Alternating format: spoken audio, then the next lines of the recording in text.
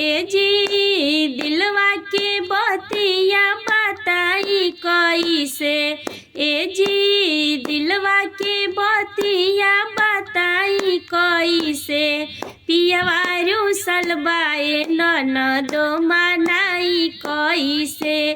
पियवा रुसल बाए ननदो मनाई कैसे।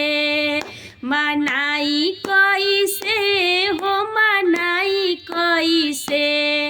मनाई कैसे हो मनाई कैसे। पियवा रुसल बाए ननदो मनाई कैसे।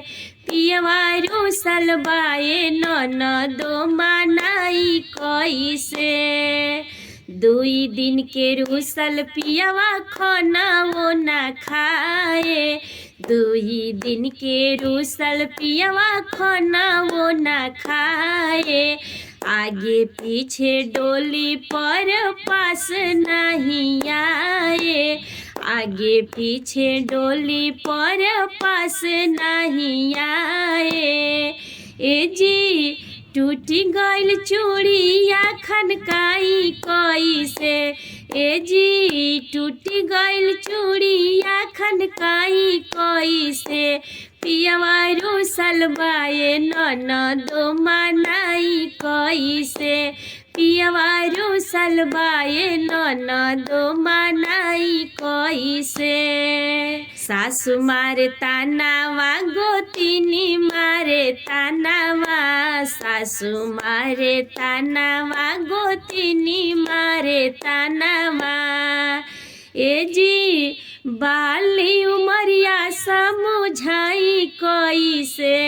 ए जी बाली उमरिया समझाई कैसे। ए जी बाली उमरिया समझाई कैसे। पियवा रुसल बाए ननदो मनाई कैसे।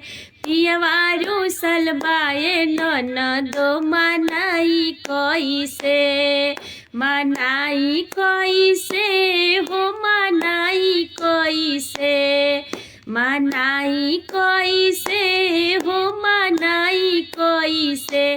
पियवा रुसल बाए ननदो मनाई कैसे।